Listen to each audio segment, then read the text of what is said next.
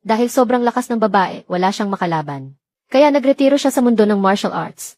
At naging trabahador sa isang tindahan ng bigas. Isang araw, galit na dumating ang kalaban ng tindahan. Sunod-sunod na talo ang mga eksperto ng tindahan.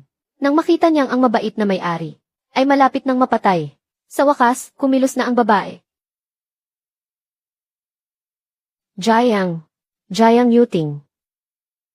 Tinawag niya ako. Ang bilis niya. Ayos ka lang. Kuya.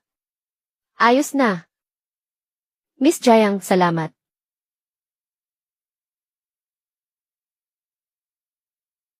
Jayang Yuting. Ano nang gagawin niya?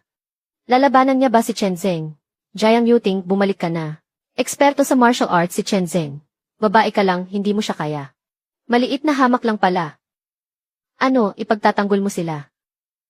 Sabi mo, basta taga-pamilya Sun. Kapag nakatiis ng 10 galaw, panalo, tama. Tama, bata pa ako, nagsasanay na ako. Ang namatay sa kamay ko, kung hindi man 100, nasa 80. Huwag mong sabihing akala mo. Makakatagal ka ng 10 galaw sa akin. Trabahador ako ng pamilya Sun. Kaya parte rin ako ng pamilya Sun. CJ, pero sasabihin ko na ngayon, wala na akong gana makipaglaro sa inyo. Sa susunod, hindi na ako magpipigil. Jayang, bumalik ka na. Mamamatay ka. Sun, ayos lang. CJ.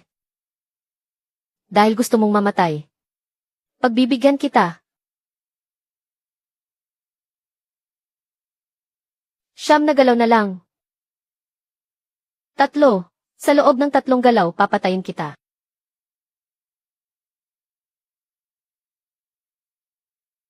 Nababaliw na ba si Jayang Yuting? Talagang lalabanan niya si Chen Zeng. Para siyang naghahanap ng kamatayan. Tayong dalawa, muntik nang mamatay sa 4 na galaw.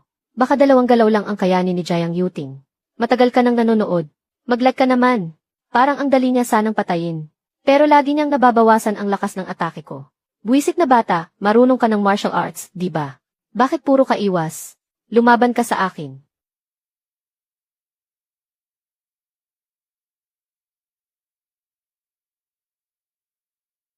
May napahamak na naman dahil sa akin. Hindi ako marunong ng martial arts. Basta sumusuntok lang. Wala akong pakialam kung marunong ka o hindi. Tatatagain pa rin kita. Ibigay niyo ang espada.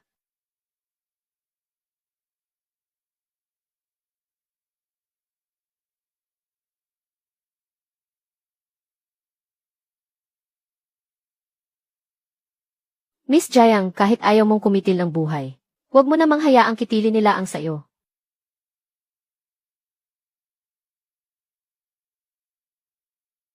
Kung ganon, sisirain ko na lang.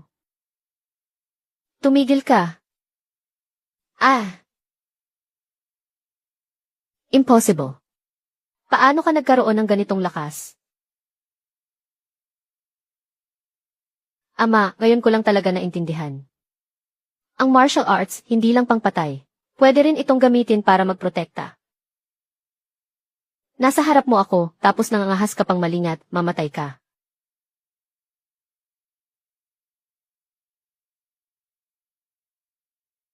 Baliw ka ba, si Chen Zeng ang kalaban mo? Paano ka nakuhang malingat? Kahit sa oras na ito. Nag-aalala pa rin sa akin si Sun Wen. Magpahinga ka na, ako narito. Kuya.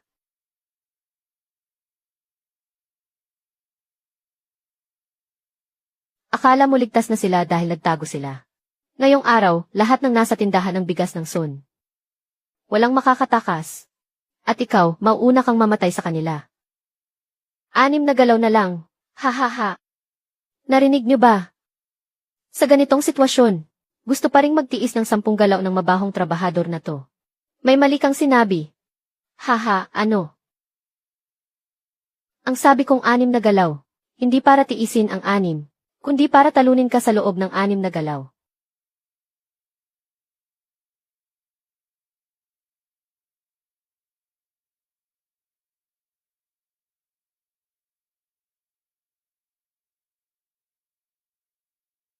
Hahaha, nagpapanggap kang misteryoso.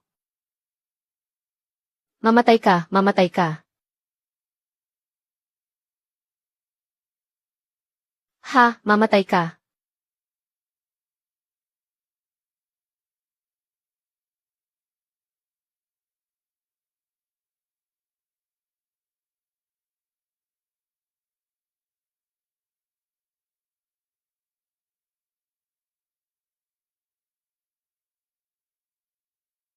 Wow!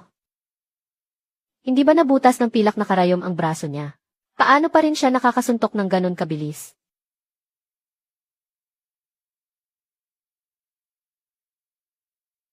Kuya, napaurong talaga ni Jiang Yuting si Chen Zeng. Paano nangyari yon? Pangalawang pinuno siya ng Kaogang. Nangunguna si Jiang Yuting. Talaga bang nag-aral siya ng martial arts? Ang bilis, ang galaw ng paa niya. Ikaw, sino ka ba talaga? Lumagpas na ang 10 galaw. Talo ka. Nanalo tayo. Sa wakas, nanalo tayo. Nanalo tayo. Naligtas ang tindahan natin. Talo, hindi ako kailanman matatalo.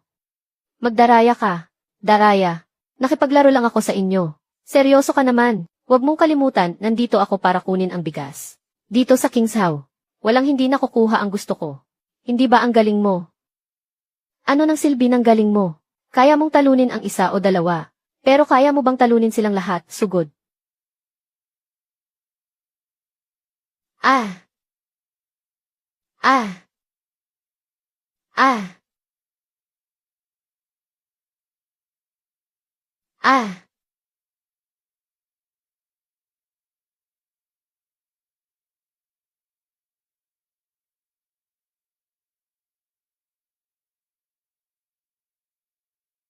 Paano nangyari to? Ikaw, sino ka ba talaga? Isa lang akong hamak na trabahador. Impossible. Isang trabahador. Paano magkakaroon ng ganon kalakas na martial arts, Huwag ka nang bumalik sa tindahan ng bigas ng Sun.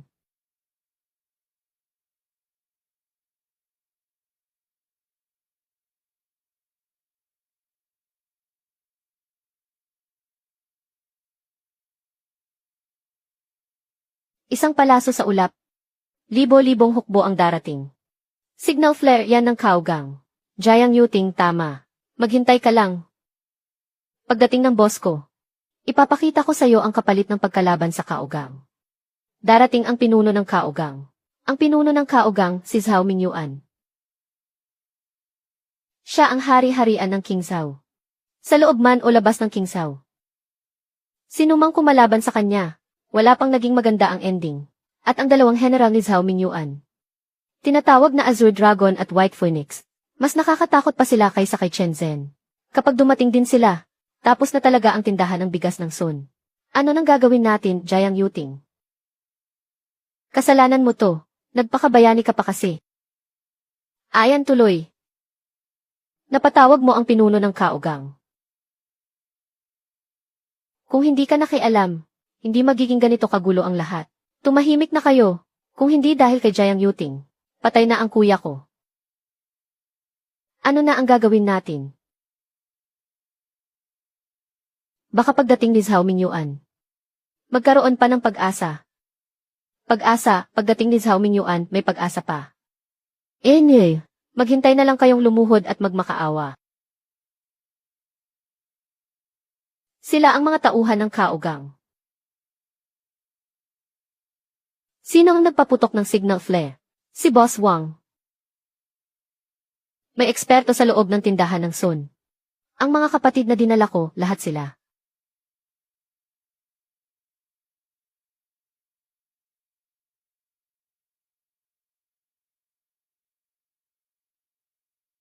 Sino ang nagpaputok ng signal flare? Walang silbing basura. Maliit na bagay hindi mo pa nagawa. Dapat kang parusahan.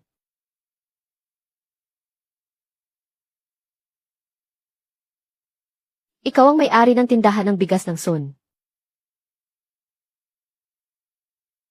Pagbati, Leader Zhao. May reklamo ba ang tindahan niyo sa Kaogang? Masyado naman, Leader Zhao. Maliit lang ang tindahan ng Sun. Hindi kami nangangahas magreklamo sa Kaogang. Ganon ba? Bumaba ang Kaogang para mangolekta ng bigas. Pero tanging ang bigas ng tindahan nyo. Ang hindi na ipadala. Hindi ba reklamo yan?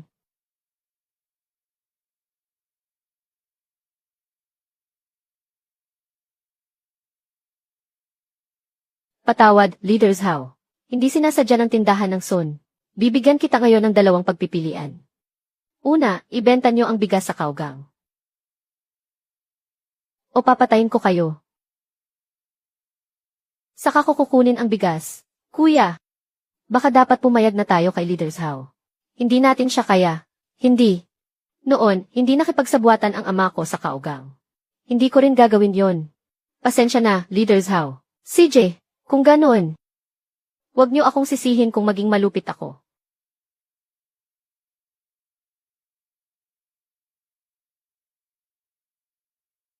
Eksperto pala siya.